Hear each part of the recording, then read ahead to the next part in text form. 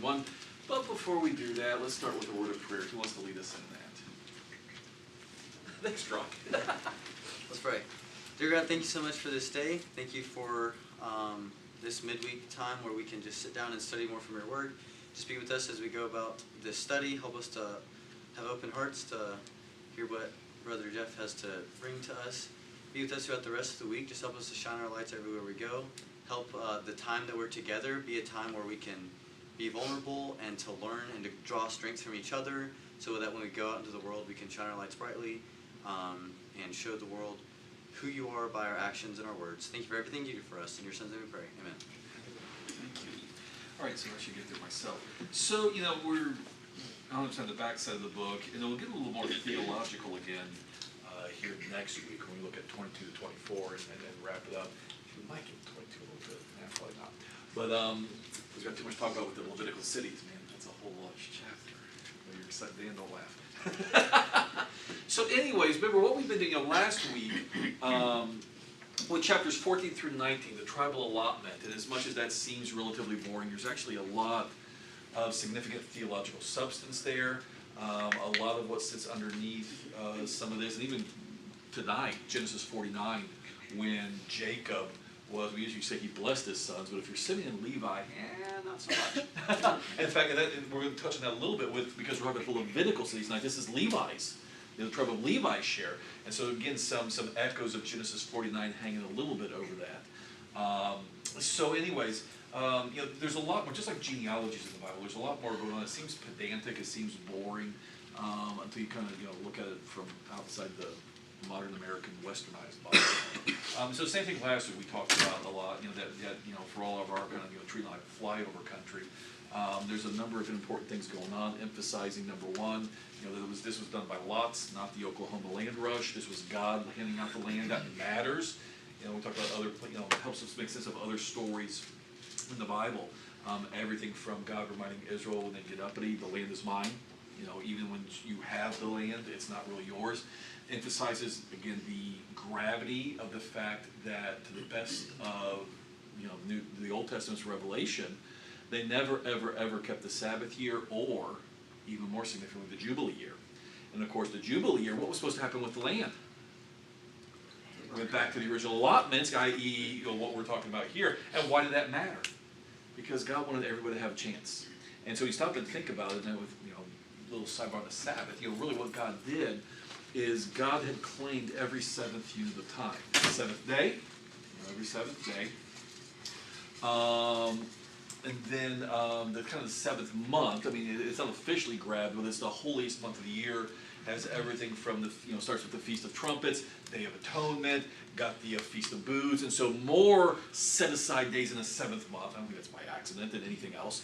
And so we go seventh day, seventh month, then comes what will be the next unit of time, seventh year, Sabbath, right? God claimed that one, and that's when debts are, that's a little bit of it's a mini reset. Every seventh year, debts are forgiven, and God was very clear in the law. Go back and read the law. If it's year number 6, and so if you loan money this year, you're probably not getting it back because God was very clear. Don't be stingy. If somebody needs the money, you loan it, even though you're not going to get it back. There's not going to be time to pay it back. I'm a generous God. You be generous to your brother. And then comes every seventh year, i.e. the Jubilee. And that's where it ends because we start thinking about it. That seventh year, and Jews debated whether it's the year number 49 or 50, but we'll leave that for the Pharisees and the others to figure out. The bottom line is that's kind of the limit of a human lifespan. So once per human lifespan, every seventh unit of time was claimed. And so what really happened is once per lifetime with the Jubilee year, which was an anticipation. Jesus makes this clear, the favorable year of the Lord, Isaiah, that's Jubilee year in Isaiah. And it's really an antecedent of the gospel of what Jesus is going to do, the ultimate reset of reality. Once every lifetime, there's a complete reset. Not only are all debts forgiven, slaves freed, but even the land goes back to the baseline. And then, and so of course, you really hope that the Jubilee doesn't happen when you're like 20 years old and have a chance to empty the bank account, rack up the debts, spend the kids' inheritance, and then get it all forgiven. But yes, sir. So as far as the Jubilee, just really quick. Yeah. The seventh of the seventh of seven. Yeah, the seventh of seven. The 49th year. Yeah. I've heard that it was supposed to be the 49th and the 50th year. Yeah, and that's where the Jews themselves debated. what was the right interpretation? So did the seventh Sabbath year double as the Jubilee year, or was year number 5? Because what's interesting is Pentecost is the same calculation, right? Right, yeah, exactly. Rudy's thinking that way. The science math guys are like, wheels are turning, doing the math. How does this work? Yeah, because the Pentecost really is kind of the 8th day. What's interesting about that is the early church talked about the resurrection as being the 8th day, i.e. the beginning of a new creation. 7 days of creation, 8th day. You'll see in more liturgical, sometimes Catholic, especially Orthodox, 8th day concept. That's really what we are. We are 8th day people because God started his new creation, resurrection on a Sunday. Kind of starts it all over with a new creation. So yeah, it's an interesting question. For our purposes, we're not going to keep it. Yeah, but it gets a little. But bottom line is once per lifetime. And the big young Jubilee year was the land goes back. Right? We're an agricultural economy. There's no middle class. You don't go to college, get an accounting job. Basically there was the top level elites and everybody else who had to have land to survive. And so once per lifetime, everything goes back, which is also helps us understand, remember, why Naboth, even though Ahab offers him better land for your land, because you just have to be next door to me and I really want your plot. And Naboth says no. And by the way, not because necessarily Ahab was lying to him. It wasn't, may well have been offering him a literal better piece of land. That wasn't the point for Naboth because he was a righteous man. For Naboth, the point was, why do I have this land? Because it was my father's land. Well, where did he get it from? All the way back to the days of Joshua. And that's why he's a righteous man who understands God put my family right where God wanted my family to be. It's not for me to sell. It's not for me to trade out for better. And we talked a little bit last week about that concept of contentment with God's providence in our lives. By all means, Book of Proverbs, work hard, play well, be wise. But at the end of the day, Ecclesiastes, time and chance happen to all. The race will not always be to the swift. At the end of the day, you got to know when to let go and have peace and silence before the Lord. And in your life, not marinating in bitterness or frustration that you played by all the rules, and yet you didn't become a millionaire. Your life lays exactly where God ultimately wanted it to lay. Naboth understood that. Ironically, paid me with his life for that understanding. So, anyway, so so it matters. So, number one, the lots. The other big, a couple of big quick takeaways. That section begins with Caleb getting his inheritance and ends with Joshua getting his. Only 2 named individuals get inheritances, and it matters because who are these 2 guys? The designated survivors. That's who they are. Right? They are the only Exodus generation survivors. So what's the whole point? God remembers those who are faithful to him, even the remnant of the remnant. And by name, they get their spots. And Caleb especially is eager to go get it, man. But anyways, and so that's number 2. And then number 3, the other big thing to pick up on was already we saw the beginnings of the north-south tension, which goes back to Genesis 49. The north-south tension, we think about Ephraim and Manasseh, but that's the double portion birthright. It's really Joseph versus Judah. And that goes all the way back to Genesis, when the tension was between Joseph and Judah. And again, part of what happens there, so you already see this, they are the dominant tribes. Landmass, everything else, and they become the north and the south. Right? Where's the capital city when the north splits off? It's in Ephraim. Samaria is in Ephraim. What does Hosea call the north? Calls them Ephraim. And so it's really Joseph versus Judah all the way back from Genesis. We won't rehash all that. We talked about that. But it is interesting, too, along that line. Remember, we talked about Jerusalem literally straddles. Go back into the allotments. It straddles. Technically, Benjamite straddles the line between Judah and Benjamin. And so when David becomes king, remember 7 years in Hebron because of Saul, the northern part of the country, even then did not want David to rule over them. Abner does his thing, brings everybody together, and David quickly takes Jerusalem, makes that the capital city. And part of it certainly is where God wants to place his name, but it's never been Jewish before. It was always Jebusite. And so David puts capital then, bridging north and south, literally right on the fault line geographically, historically, and so forth. Absolutely brilliant and providential on David's part. And then last little bit of that perennial north-south tension, going back to those 2 individual guys who got allotments. What tribe was Caleb associated with? Judah. What tribe was Joshua associated with? Ephraim. North and south, all the way through. Fascinating. All right, so the fault lines go Genesis to Joshua to then eventually in the King's story. That fault line between Judah and Joseph runs on and on and on. So all this matters. So we emphasize God's providence. We emphasize the natural fault lines in the people because they can't bury the hatchets going back to their parents and their forefathers' days. We already see some of the fault lines, even in the geography. Of course, God's putting them where he wants them because he knows. God's setting it all up. God knows the end from the beginning. And then again, just, God's faithful to his promises. No good thing has failed to come to pass. But we're not quite done divvying everything up there, because you look at the end of chapter 19, look at the text, it sounds like we're done. Except when you turn the page to chapter 20, we're not. What, you mean we're still doing geography class here? Yeah, but it matters. Okay? And so I want you to stop and think about this. Just when you think you're done, and we've got the tribes lined out, but of course if you're keeping score at home, look, oh wait, what about Levi?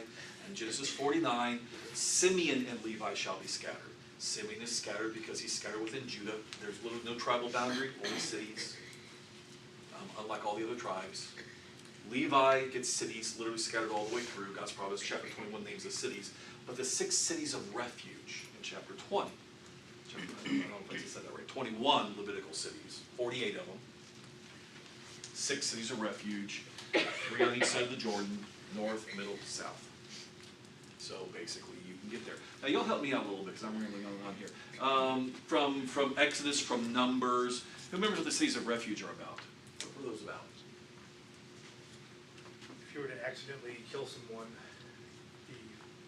normally the family members of the person that died are going to try and get you. Yep. So you fled to the city of refuge to get justice, or to get a trial. Yeah. Without being just killed. Yeah. Yeah, okay, we have to understand in the ancient Near East, really, across the ancient world, the concept of the blood feud, the blood debt, the orsteia, this was how it worked across ancient cultures.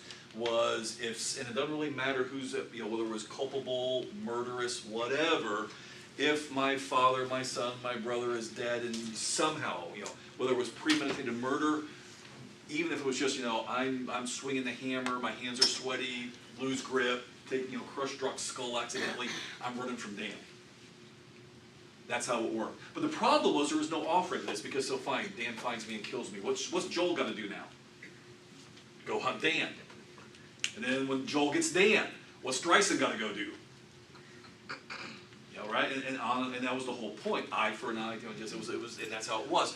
And so here's God come on saying, again, my people are to be a light to the nations. This is, we're not going to do this nonstop off-ramp, bloodshed, senseless, vengeful violence that's more based in emotion, anger, and hate than reason and justice. The Greeks will come up with their own solution, but this was God's. This was God's. And so if you accidentally killed somebody, and again, east side of the river, middle, north, south, you could run to the city of refuge. Now here's the thing, what happens if I really didn't like Logan, and I just decided to, kill him at work today, and I ran to a city of refuge, what then? There'd be a trial, yeah, and find out. There would be an inquiry into the circumstance of death, and when they became, they saw me posting hateful things on social media before I killed him. Then it'd be different, right? There would be I could run the city of refuge all day long, but with the elders of the city going to make inquiry into the circumstances of how Logan died, and it comes out, people overheard me saying, I hate Logan, I can't wait to kill him. Guess what? No city of refuge for me, they take me out and they execute me. But if we're at work today, my hand is sweaty, I lose grip of the hammer, smack Logan in the head accidentally, he's dead. Sorry, Sarah, but no justice for you. No. So go back a step, okay, so here we are. It's a really happy time, right? Joshua's, overall a very positive book, a couple of hiccups, but again, people get back on the right track. God is merciful. We've just seen God fulfill his promises, long-standing promises to Abraham. They waited centuries for the land promise to be fulfilled. Why? So what's this about? Why is God doing this, and why now in the book? Well, we're dividing up the land, so it makes sense. Okay. Why not lead with this? Why put this at the end instead of the beginning of the divisions? What possible kind of thinking through the logic or the kind of the flow? What might be accomplished by that? Yeah, Rudy. And does it have anything to do with why the problem that they thought they were going to have before they crossed the Jordan, where if they gave an allotment to those people who want to stay there and not participate in? Interesting. Yeah, that's funny you say that, because they already had the 3, kind of set aside in the Transjordan region. But they wanted everybody to participate in it. Yeah. Yeah, there was certainly a quest for unity, and this was one of the great unifying things of the people, was he said, again, Exodus and Numbers had anticipated these cities of refuge. So again, this was actually always part of the deal. But here's the reality. A couple of things that this brings out. Number one, as great as things are going, is there still human fallenness?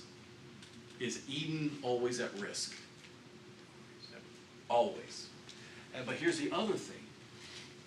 Does the anger of man work the righteousness of God either? I read that somewhere else in the Bible, I think, once or twice, right? Was God warned about? Man's anger does not produce the righteousness of God. So there also, not only will there be sin, and we need to deal with murder and so forth appropriately, but on the flip side, accidents in a fallen world will happen. There is certainly negligent homicide. I mean, our legal codes recognize that, but there's also just truly, it was a tragic accident. I was driving the speed limit. I was being careful. I had my hands on the wheel at 2 and 10. I was not texting while driving, and the kid just out of a blind spot behind a mailbox jumped in front of my car, and I hit the kid. Horrible things happen in the fallen world, and the kid's dead, but there's no criminal liability there, right? I mean, certainly tried to kill the kid, was driving as carefully as I could, and just kids do stuff like that, right? We've all raised kids, you know exactly that fear and why we train our kids from the time they start toddling. Don't chase them all in the street, let them all get run over, not you. So, just stuff happens. And there's got to be a way, God recognizes that justice is not vengeance. Didn't they become kind of lawless cities? Because anybody who was wanting to avoid bloodshed would kind of run there to hide. Well, that was part of the whole point of, kind of what Dan brought, we're going to, they were responsible for making inquiries so that the system was not abused. Now again, we're talking the ideal here, kind of keeping the Jubilee year. Yeah, good luck with that, right? but in theory, again, the wise law that God is giving them, in theory, yes, this is a way to straddle that. You're going to, you can't grab the horns of the altar, so to speak, when you're a murderer and expect to, be inviolable. Take him out and kill him, execute him. But here's the other big thing you have to understand. Life matters to God. Life matters to God. It's one of the most fundamental concepts. Life matters to God. You go back to what's the first person-on-person sin in Genesis? What's the first story we have outside of Eden? A brother kills a brother. And so it goes. Genesis chapter 6. Anybody remember among all the descriptions of why God was ready to flood the world? Anybody remember Genesis 6 beginning of that chapter? Non-stop. Hamas. I don't know if you realize that Palestinian group's name, it's not nice. Hamas is a Semitic word for violence. Yeah. For people, Westerners, they named themselves violence. They don't want a two-state solution. They want extermination. They literally, it's in the name, folks. So God, I'm sick of the Hamas. I'm sick of the violence. Because unrestrained human anger, hate, vengeance, this is what we get to. Civilization hangs by a thread. We don't realize how many, our system, as imperfect as it may be in theory and in practice, the alternative of anarchy and blood on blood is far worse. Civilization, trial by justice, hangs by a thread, man. Hangs by a thread. The normal course of human events is violence. It just always devolves back into violence. What's the mark of a failed state or a failed government? Violence. What's one of my favorite definitions of the government? The government is whatever entity has a monopoly on violence. What's like that definition? Well, and some philosophers said that it's how they treat their elderly and their children. Well, if there's if it's a just order, but if it's unjust, then the elderly and the children. Well, yeah. Are abused or neglected. Yeah, just as a side, I appreciate the observation, just as a sidebar. The canary in the coal mine for any society, no matter how comfortable you may be, and you're being left alone by the government, canary in the coal mine is always what does the society do with the young and the old? And so, by the way, are there red lights going off all around the Western world right now? Yeah, because it started with abortion, and now it's starting to become more and more acceptable, common. Euthanasia. If you're not paying attention, Canada's all in on it. More and more European countries are embracing it. It started with the young. I remember, so those who remember the old slogan: "Abortion should be safe, legal, and rare." Yeah. Exactly. But these kind of manipulative slogans. But what's unjust, they weren't messing with me, I'm already born. In fact, one of my favorite bumper stickers ever, 100% of pro-life people have already been born. The hypocrisy's kind of interesting. But anyways, it is interesting as the society goes. The more you become, and the more you rationalize, and the more you sear the conscience and make immune your system of justice to the very young and then eventually the very old. Hey, listen, not be coming for you yet, but history is replete with warnings about societies that begin to go after the young and the old. Yeah, Drew. When we talk about the cities of refuge, my mind goes to the layout of the camp that God had them do when they were traveling through the wilderness, and how some tribes were a little bit closer to the tabernacle and then some were more on the outside. Correct. And how it seems like now they're even more spread out, like across the whole region. And God doesn't want his presence or his salvation to be far from them, them to have to travel to Jerusalem or something. He wants it to be close to them that they can flee to, and that just, to me, rings the Psalms all the way through of God is my refuge and strength. Yeah, Doesn't help in trouble, that kind of thing. it's funny you say that because, and I can't remember the cohorts, which one was in the north, the west, and the south. So I just made it up. The Gershonites, the Kohathites, and the Merarites. But yeah, the camp, to Drock's point, the camp was actually numbers organized. Again, it was just like the lots determined who gets what land.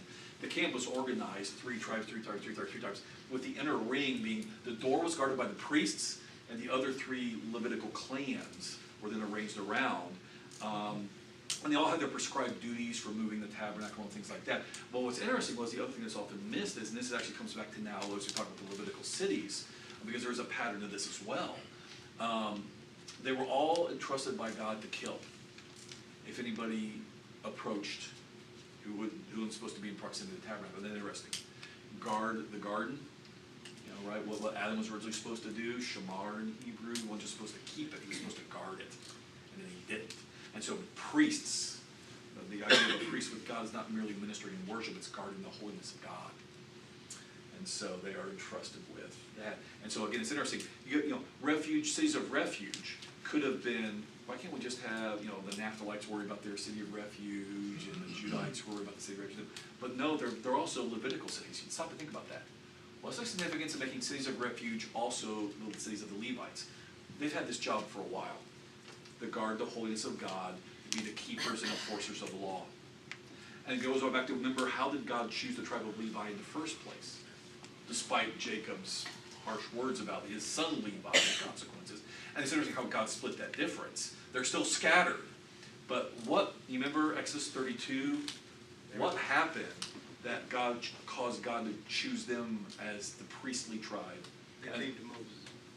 Under what circumstances? At the golden calf, they were the ones that went through and killed all of them. And God says, audition accepted, I like your tape, good game film, you got the job. You guys understand what this is about. And so they were tasked by God from that point forward with literally being his muscle, his enforcers. And when they failed, here come the prophets. Because that's the thing, prophets weren't supposed to be routine. Prophets show up because the kings and the priests failed. And then here comes a prophet saying, thou art the man, and so on and so forth. And so, yeah, when things are running smoothly, you don't really need a prophet to come and enforce the covenant because the priests and the king are handling it. And so it makes sense that the cities of refuge are, in fact, Levitical cities. And now, again, for sake of time, because this is how we never finish our quarter, if you look at, for sake of time, I'm going to do this in chapter 21, but if you look at the rest of the Levitical cities, they are divvied up by their clans, because they always go by their groups. Now what's interesting is the priests are part of the Kohathites, because that was Moses' family, which means that was Aaron's family. So the actual priests are a subset of the Kohathites through the family of Aaron. You have to be from the family of Aaron within the Kohathites to be a priest. But then you have the rest of the Kohathites who were cousins, so to speak, in good southern fashion. Everybody's a cousin. And so the rest of the Kohathites get their allotment. And so it's interesting, when you look at the cities of refuge, it starts with the priests. Which Levitical cities go to the priests? And then come the Kohathites, and then you get the Merarites and the Gershonites. I can't say it tonight. And you get the point. Not that you're even listening anymore. Ooh, man. Just checking. Thank you for listening. All right. So we're back to, though, let's not leave this point too quickly. Life matters to God. That's what this is all about. What was the first, after we sinned, and but this is interesting, once you sin against God, the violence against man is only inevitable. The 20th century told us that, right? Nietzsche starts the 20th century with God is dead. And what's the 20th century? Bloodiest century in human history. Humanist Manifesto. Well, then, Marx's ideas get put into action. Nazi ideas get put into action, from the right and the left. And the Nazis love Nietzsche. Now, to be fair, I wrote this is Freedom Church of this, Nietzsche was not anti-Semitic. The Nazis used Nietzsche selectively. But they didn't like him because God is dead, which means, all things are possible. And so, literally the century in which Enlightenment rationalism leads to robust atheism. In other words, once you get God out of the picture, when you have Genesis 3, what comes next? Genesis 4. This is how it works. When the logical conclusion is pushed over the end, you get violence and you get death.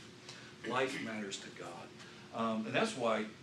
So you got Genesis 4, Cain and Abel. You got Genesis 6, Hamas. There's too much violence. I'm done with this. Yeah, Lamech before that. Well, that's the thing. In the line of Cain, and Lamech actually, if Cain was a murderer, I've perfected it, man. Lamech was just a gift that keeps on giving. He's also the first bigamist. He invented bigamy, and just Killed a child. Yeah, at least man on man, Cain and Abel. But yeah, he's actually boasting, and he wounded me, man. I just put that kid in his place. It's kind of like the guy who plays dodgeball with kindergartners. Anyways. But then comes Genesis 9. It's interesting, though. Here's the thing, though, because you got to remember, Hamas is hanging over the flood, the violence. And so when they come off, and you get a new Eden. You get a new Eden, right? Genesis 9, you get a new Eden. Literally. God says to Noah, be fruitful and multiply. Who's the last guy he said that to? Adam. Is it a renewed creation? Yeah, it is. Who has 3 named sons? Noah has 3 named sons, just like Adam did. I mean, just the parallels are stunning. And then, before Noah quickly sins with fruit, just like Adam and Eve did, God also adds something new that he hadn't had to say before. But remember, what was the thing that got us on the ark? Among other things, Hamas, violence, too much violence and bloodshed. And he says, this is the first time he says, basically, you take a life, God actually, and by the way, that's why Genesis 9, we've mixed this up sometimes when we say Jesus did away with the Old Testament. No, Jesus did away with the law of Moses. There's parts of the Old Testament that are not law of Moses. Genesis 9 is still in force. It is. In fact, the apostles admit that. It's something they say in Acts 15, but that's another class, another quarter. Ask Andrew next quarter when he's teaching Acts. Put him on the hot seat. Ask him how Acts 15 comes together with Genesis 9. And anyways, so no, that's still so that's the thing. The whole idea that capital punishment is immoral today, not per God. Genesis 9 is still in force. You shed blood, your blood is shed, murderously. We'll call it that, murderously. Why? Because that's part why God sent the flood. We're going to stop this whole you lose God, you lose humanity, you lose life. Leviticus is chock full of life and death and all that. Life matters to God. So much so that in the law, if an animal takes a human life, the animal's to be put to death. Why? Because it's all attacks on God in effigy. Go back and read Genesis 9 carefully. I may not be able to hit God, but I can hit you and you bear his image. And so anyway, so life matters to God. So even in this, another kind of typological evil, there's still fallenness, both in terms of there's going to be accidents. It's just tragic, but somebody's dead. And then of course there's still going to be sometimes murderous violence. And God wants it sorted out. Everybody's got their vine and their fig tree, so to speak, but life and death are still the ultimate mark of sin in this world. And so we have to have a mechanism to both stop the vengeance. It's a fallen world, bad things happen accidentally sometimes, and also deal with those who legitimately take life. It's going to happen, and we give it back to the priests and the Levites as part of their role. They handle this. So what literally happens, what's interesting when we think about it this way, as we, why put it here as opposed to lead with it? After all the other tribes get their piece of the land, we end with the tribe that is, in a sense, then tasked with handling at the 30,000 foot level worship and justice. What's the hallmark of life before God? Worship and justice. And so as everybody's getting their allotment and everybody's looking forward to moving into their new homes and meeting their neighbors and et cetera, we end with the divvying up of the land among those who will literally be scattered like leaven positively throughout the land. The Levites and the priests who are responsible for the worship and maintenance of worship and justice. Because what's the point of, getting life with God? It's not about, health and wealth. It's not Joel Osteen. It's always been about what? Rule my creation well and worship me. That's what it's always been about. So priests and Levites who are responsible for the maintenance of the worship and the justice of the land. Set things to right, maintain God's good order, like Adam and Eve were supposed to and failed, and worship me. What else are we here for? Yes, ma'am. Because when murder and evil happens, to us, we want justice. Okay. And God loves mercy. Like Yeah. Abel, or Cain killed Abel. Yeah. And God gave him refuge. He does, and of course, it's amazing how it is. in the hands of God, yeah. it looks different than it looks to us. Well, and that's the thing is, and that's where, again, and the law of Moses was interesting about this because, the law of Moses also knows that whether because of partiality, you did wrong, but you're my brother, my sister, my husband, my wife, my kid, so I'm not really going to enforce justice. Nepotism, favoritism, to just indifference to whatever. It's interesting in the law, God actually takes that, ironically, that right away from human beings in some cases. There are some places in the law where God is explicit, and your eye will have no pity. I'm telling you, you have no choice to execute him.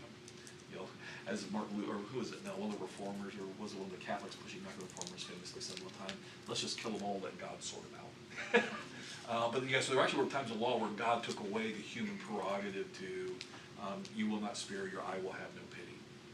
I've said, if they do this to you, kind of like Achan. And that's because ultimately it's God's place to weigh who deserves clemency versus even God has no pity. Achan dies.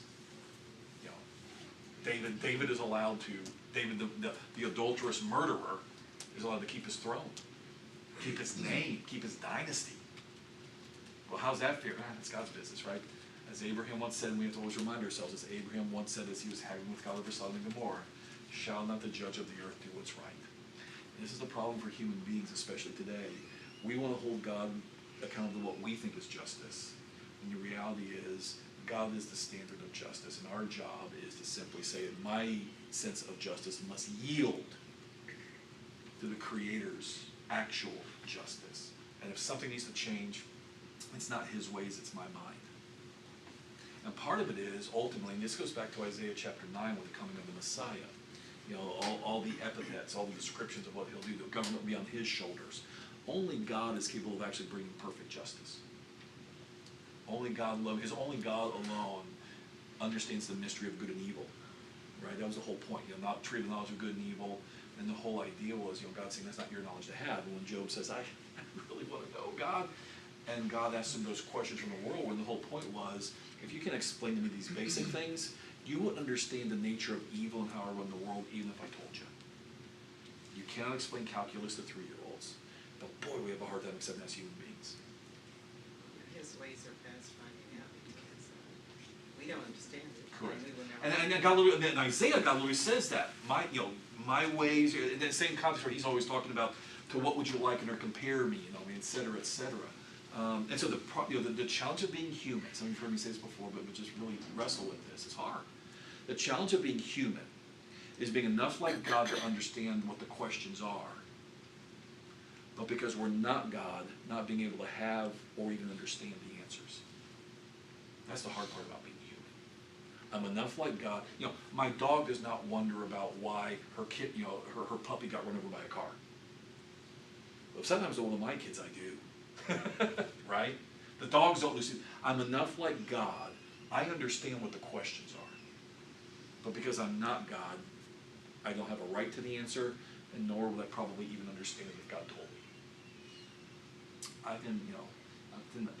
Being a proud dad, I didn't think Ava was a smart kid. But if I were to sit Ava down and try to do differential equations with her tonight, it's not going to happen. Why? No matter how hard she tries and I try, why? She can't understand it. And we forget, as human beings, whether you're 7 or 77, we are always creatures looking into the unfathomable depths and mysteries of Almighty God. And so at the end of the day, all we can do is exactly what Job did when all was said and done. Just say, you're right, I repent in dust and ashes. I've got to let you be you and have enough faith to just accept the fact that you do what's right. Though he slay me, I will trust him. Not easy, but this is what we're trying to get to as human beings. Yes, ma'am, Sister This Wilson. is the Abbot Amari. Say again? The Abbot. Oh, did you look it up for me? Yeah, thank you. So it was the Catholics then. Catholics on Protestants. During the Got it. Crusades. Got it. Yeah, kill them all, let God sort them out. Well, it was originally, kill them all for God knows his own. Oh, yeah. So, and we changed. I like the Texan version. There you go. It's a little more quotable. Works on a coffee mug a little better, or a t-shirt. Didn't work at the Alamo. No, it didn't. No, it didn't. Still too soon. All right.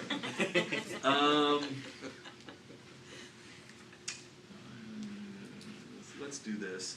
Chapter 21, into chapter 21. Let's just go and kind of, we got to hit the wrap up, big finale number before the bell rings. Go to into chapter 21. We've already seen language like this as he's wrapped up the actual tribal allotments. Now here we are again wrapping up cities of refuge, Levitical cities. So verse 43, kind of another very summary statement. Thus the Lord gave to Israel all the land that he swore to give to their fathers, and they took possession of it, and they settled there. And the Lord gave them rest on every side, just as he swore to their fathers. Not one of their enemies had withstood them, for the Lord had given all their enemies in their hands.